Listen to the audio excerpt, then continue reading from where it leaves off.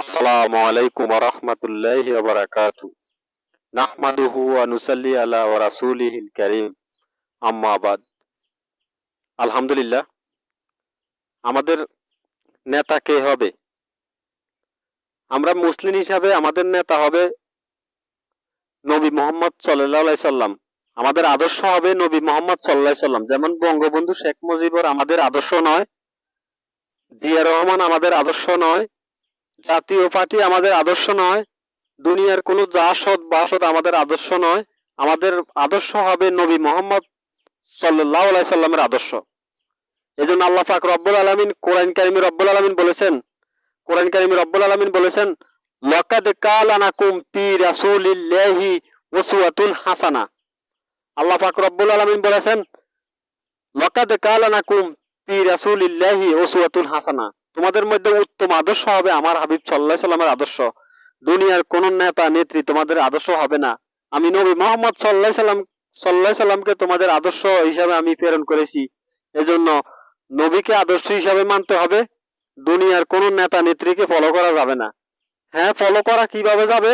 যদি ওই নেতার সাথে আমার যদি ওই নেতার সাথে আমার নবীর সাথে যেমন ওই নেতার চাল চলন এমনকি চরিত্র আখলাক মিলে যাবে, তখন ওই নেতাকে মানা যাবে। কোরআন হাদিস ভিত্তিক তাকে মানা যাবে। যে কোরআনের দলিল অনুযায়ী সে চলতেছে, আল্লাহ রাসূল সাল্লাল্লাহু আলাইহি সাল্লাম সুন্নত তরিকা চলতেছে। এমনকি অসংখ্য মানুষ যারা আছে ওলামায়ে কেরামদের যেমন পক্ষ থেকে যেমন ওলামায়ে কেরামরা যে সিদ্ধান্ত নেবে কোরআন হাদিস ভিত্তিক, আমাদের নবী মুহাম্মদ সাল্লাল্লাহু আলাইহি সাল্লাম আমাদের আদর্শ নেতা। যেমন আমাদের নবী রাতের আধারে উনি কোনোদিন গুনাহ করেননি, উনি দিনের আলোতেও উনি কখনো গুনাহ করেননি। আল্লাহ পাক রব্বুল আলামিন তাদেরকে মাসুম হিসাবে আল্লাহ পাক রব্বুল আলামিন দুনিয়াতে পাঠিয়েছেন। তাদের কোনো গুনাহ নাই। এজন্য নবী রাসূলদের কোনো গুনাহ নাই। নবী রাসূলদের কোনো গুনাহ নাই। এই জন্য আল্লাহ পাক রব্বুল আলামিন আদর্শের আয়াত নাজিল করেছেন, লাকাদ কালানাকুম ফি রাসূলিল্লাহি উসওয়াতুন হাসানা। দুনিয়ার কোনো আইন আইন কোনো মুসলমান মানতে পারবে না। নামাজ পড়ে কপাল কালো করবেন, হাজার হাজার বছর আপনি নামাজ পড়তে পারবেন, কিন্তু আপনার নামাজ কবুল হবে না যতকাল পর্যন্ত আপনি তো আপনার নেতা হিসাবে আল্লাহ রাসূল সাল্লাল্লাহু আলাইহি সাল্লামকে নেতা হিসাবে না মানেন। যেমন আমার নবী সাল্লাল্লাহু আলাইহি সাল্লাম উনি ২৭টা যুদ্ধের সেনাপতি ছিল। যেমন জিহাদ ফি সাবিলিল্লাহ, এটা আপনাকে মানতে হবে। এইজন্য আল্লাহ পাক রব্বুল আলামিন বলেছেন, ইয়া আইয়ুহাল্লাযীনা আমানু ইউকাতিলুনা ফি সাবিলিল্লাহ। হে ঈমানদারগণ, আল্লাহ পাক রব্বুল আলামিন বলছেন তোমরা আমার পথে জিহাদ করো, আমার পথে সংগ্রাম করো, আমার পথে তোমরা যুদ্ধ করো একমাত্র আমি আল্লাহ রব্বুল আলামিনের জন্য। এইজন্য আল্লাহ পাক রব্বুল আলামিন বলেছেন, ইয়া আইয়ুহাল্লাযীনা আমানু ইউকাতিলুনা ফি সাবিলিল্লাহ। আল্লাহ পাক রব্বুল আলামিন রমজানের ব্যাপারে যেমন বলেছেন, আল্লাহ পাক রব্বুল আলামিন বলেছেন, ইয়া আইয়ুহাল্লাযীনা কুতিবা আলাইকুমাস সিয়াম কামা কুতিবা আলাল্লাযীনা মিন ক্বাবলিকুম লাআল্লাকুম তাত্তাকুন। হে ঈমানদারগণ, তোমাদের জন্য আমি লিখিত আকারে রোজা ফরজ করে দিয়েছি। আল্লাহ পাক রব্বুল আলামিন রোজা যেমন ফরজ করেছেন, তাই ঠিক তেমনি জিহাদটাকেও আল্লাহ পাক রব্বুল আলামিন ফরজ করে দিয়েছেন। এই জন্য নামাজ, রোজা, হজ, যাকাত খালি এতটুকু ইসলাম নয়। আল্লাহ পাক রব্বুল আলামিন বিধান একামতের দিন কায়েম করতে হবে, বাংলার জমিনে আল্লাহর দিন কায়েম করতে হবে, আল্লাহর কোরআনের আইনে রাষ্ট্র চালাতে হবে। এই জন্য সকল মুসলমান ভাই ভাইরা, আমি এতটুকু বলে আমি সংক্ষিপ্ত কথা শেষ করে দিই যে আল্লাহর কোরআন দিয়ে রাষ্ট্র চালাইতে হবে, আল্লাহ রাসূল সাল্লাল্লাহু আলাইহি সাল্লামকে নেতা হিসেবে মানতে হবে, আল্লাহ রাসূল সাল্লাল্লাহু আলাইহি সাল্লামের দেখানো যে পথ, এই পথগুলি অনুসরণ করতে হবে। দুনিয়ার কোন নেতা নেত্রী আমাদের আদর্শ হবে না। ওই যে বলেছিলাম, হ্যাঁ এদেরকে মানা যাবে কখন? যারা কোরআন হাদিস ভিত্তিক আইনে, আল্লাহর কোরআনের আইনে যখন রাষ্ট্র চলবে, তখন তখন এই সমস্ত নেতাদেরকে অনুসরণ করা যাবে, ফলো করা যাবে। কারণ আমার নবীর চরিত্রের সাথে এদের চরিত্র যখন মিলে যাবে, তখন এদেরকে আপনি নেতা হিসাবে মানতে পারবেন। কিন্তু দুনিয়ার কোন নেতা নেত্রী আমার আদর্শ হবে না। বঙ্গবন্ধু শেখ মুজিবুর আমার আদর্শ হবে না, জিয়া রহমান আমাদের আদর্শ হবে না। এই জন্য আল্লাহ পাক রব্বুল আলামিন বলেছেন, তোমাদের জাতির পিতাকে তোমরা উল্লেখ করো। তোমাদের জাতির পিতা হলো একমাত্র ইব্রাহিম খলিলুল্লাহ। তোমাদের জাতির পিতা হলো একমাত্র ইব্রাহিম খলিলুল্লাহ। ইব্রাহিম খলিলুল্লাহকে তোমরা অনুসরণ করো। আল্লাহ পাক রব্বুল আলামিন বলেছেন, মিল্লাতা আবিকুম ইব্রাহিম হুয়া সাম্মাকুম মিনাল মুসলিমিন। তোমাদের জাতির পিতা হলো একমাত্র ইব্রাহিম খলিলুল্লাহ। অন্য কোন জাসদ, অন্য কোন বঙ্গবন্ধু, অন্য কোন জিয়া রহমান, অন্য কোন বাসদ তোমাদের জাতির পিতা হবে না। তোমাদের জাতির পিতা হবে একমাত্র ইব্রাহিম খলিলুল্লাহ। কারণ তিনি তোমাদের নাম রেখেছেন মুসলমান। মিল্লাতা আবিকুম ইব্রাহিম হুয়া সাম্মাকুম মিনাল মুসলিমিন, তোমাদের জাতির পিতা হলো একমাত্র ইব্রাহিম খলিলুল্লাহ।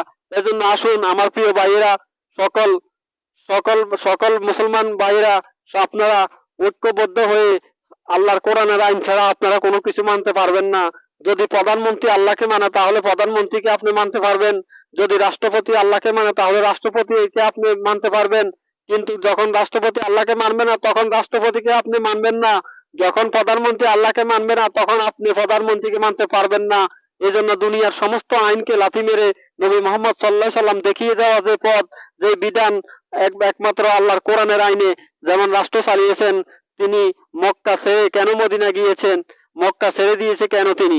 একমাত্র তিনি হকের কথা বলার কারণে তিনি মক্কা নগরীতে থাকতে পারেননি, এই জন্য তিনি মদিনা হিজরত করেছেন, মক্কা ছেড়ে মদিনা হিজরত করেছেন। এই জন্য আমার প্রিয় ভাইরা, আমরা দেখতেছি একের পর এক ওলামায়ে কেরামরাও যেভাবে জুলুম নির্যাতন হয়ে তারা দেশ থেকে তাদেরকে তাড়ানো হয়েছে। ডক্টর মিজানুর রহমান আজারীকে মালয়েশিয়া পাঠানো হয়েছে বাংলাদেশ ছেড়ে। একের পর এক ওলামায়ে কেরামদেরকে শেষ করে দিতেছে। হকপন্থী জাত ওলামায়ে কেরাম আল্লামা দেলোয়ার হোসেন সাঈদীর মতন ব্যক্তিকেও তারা নির্মমভাবে শহীদ করেছে। তারা হকের কথা তারা সহ্য করতে পারেননি, কারণ এরা যদি বাংলা জমিনে থাকে তাহলে আল্লাহর কোরআনের আইন চালু যখন হবে তখন এদের খাওয়া থাকা, এদের জুলুম অত্যাচার সমস্ত কিছু বন্ধ হয়ে যাবে। এজন্য এদেরকে শহীদ করে দিলে এরা মনে করেছে এদেশে ইসলাম শেষ হবে। না না না, এদেশে ইসলাম শেষ হবে না। এদেশে ইসলাম যতদিন পর্যন্ত ওলামায়ে কেরামরা আছে ততদিন পর্যন্ত এদেশে ইসলাম আরো গর্জে উঠবে ইনশাআল্লাহ। এজন্য কোন জাহেলের রক্ত চক্ষুকে পরোয়া করা যাবে না। এজন্য আসুন আমার প্রিয় ভাইরা, সবাই ঐক্যবদ্ধ হয়ে আলেমদের পক্ষে আপনারা আসুন, আলেমদের কাতারে আসুন, আলেমদের পক্ষ হয়ে আপনারা রুখে দাঁড়ান জালেমের বিরুদ্ধে, জুলুমের বিরুদ্ধে, অত্যাচারের বিরুদ্ধে। এজন্য আসুন আমার প্রিয় ভাইরা, আপনারা সবাই ঐক্যবদ্ধ হয়ে যান, চাই চাই কোরআনি শাসন চাই, চাই কোরআনি শাসন চাই। যেখানে থাকবে না অনাচার, যেখানে থাকবে না অবিচার, এমন একটা রাষ্ট্র চাই, চাই কোরআনি শাসন চাই।